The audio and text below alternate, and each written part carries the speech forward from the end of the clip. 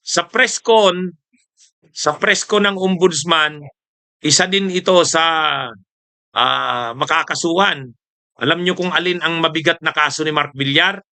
Ay yung secretary ng DPWH sa panahon ni PBBM, si Manny Bunuan, may kaso na.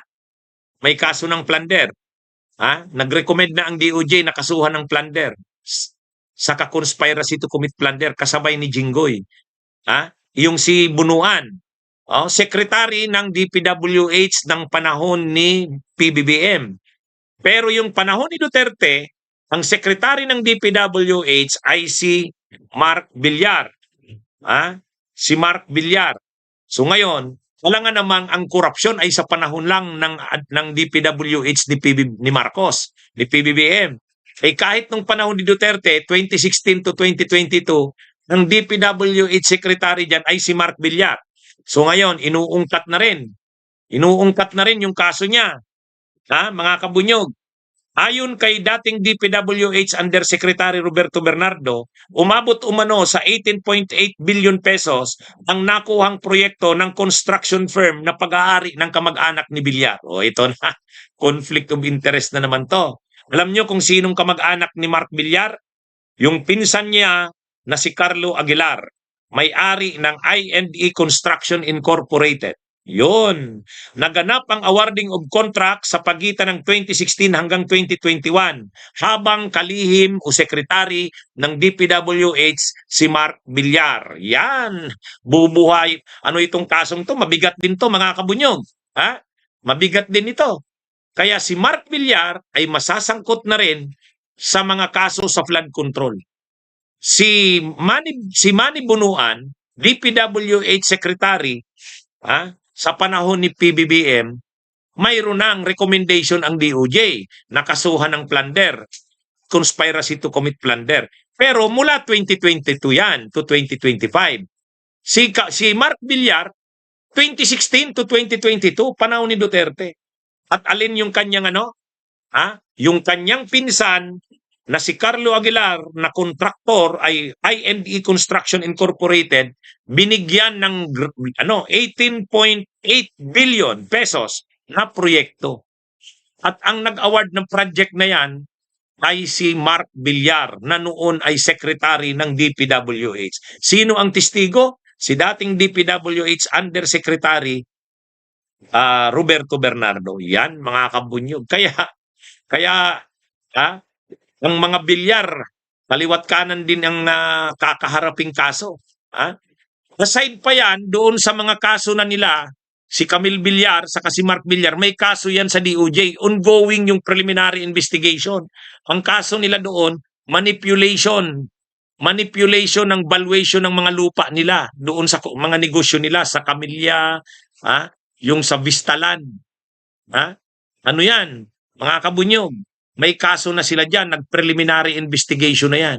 Mayroon din silang kaso ng insiders trading. Pero ito, bago ito. Ito di umano na, kay Mark Villar lang ito, nung panahong DPWH pa siya. Marami ring mga anomalya. At ito na nga yung isa doon, 18.8 billion pesos, inaward yung kontrata na yan sa panahong secretary ng DPWH si Mark Villar. Inaward ito sa kanyang pinsan na si Carlo Aguilar na may-ari ng I&E Construction Incorporated. Yan. Mabigat talaga mga kabunyog, Talagang talagang grabe ang kinakaharap na mga problema nitong mga senador na identified sa mga Duterte. Kakampi ngayon ni Cayetano. Kaya yung sinasabi, hindi daw matitibag, pag gumalaw na itong mga kasong ito, halimbawa si Jinggoy kakasuhan na Kasi post na yung investigation, ng preliminary investigation ng DOJ. Si Joel Villanueva, na rin, sunod na yan. Tapos ngayon, si Marcoleta, may kaso na rin sa ombudsman. Si Chis Escudero, may kaso na rin sa ombudsman. Si Mark Villar, itong bago natin na pinag-uusapan ngayon. Kaya na ito mga kabunyog. Si Camille Villar sa DOJ rin. Insiders trading. Yung tracing senador, Yung tracing senador nila, si Bato nagtatago na. Si Bongo lalabas na rin ng arrest warrant ng ICC. Paano na yan? Matindi, ano, mga kabunyog, mga kababayan. Ubos silang lahat. Ha? Ubos silang lahat. Kasi sa totoo lang, malaki ang problema nitong anong ito? Itong mga senador na kakampi ng Duterte. Hindi naman sila kinakasuhan dahil kakampi sila ni Duterte. Sila lang talaga ang may mga matibay na mga ebidensya. Ha? Hindi naman gawa-gawa yung mga ebidensya na yan. Hindi naman gawa-gawa yan. Ha? Ayan, mga kabunyog. Talagang matibay ang mga ebidensya laban sa kanila. Oh.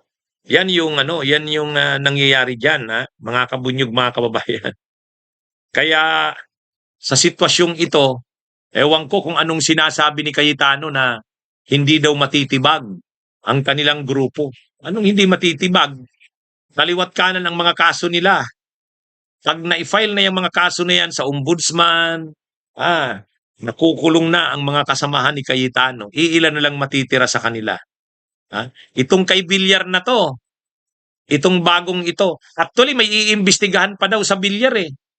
Yung sa Las Piñas River Drive project, o yun, matindi rin yun. Binanggit din ni Ombudsman Buying yun eh. Las Piñas River Drive project. May project ang gobyerno, pinunduhan yung project, pero ang nanginabang doon, yung mga real properties na pag-aari ng mga bilyar. Yun, conflict of interest na naman. Ano yun? Las Piñas River Drive project. Nabanggit yan ni nabanggit yan ni Ombudsman Buying sa isang press con niya. Bunyog, bunyog, halikan na kasama ka. Bunyog, kapag buklod ay may pag-asa. Luzon, Visayas, Mindanao, isa ang pananaw. Sa bagong Pilipinas ang bunyog isisigaw. Bunyog.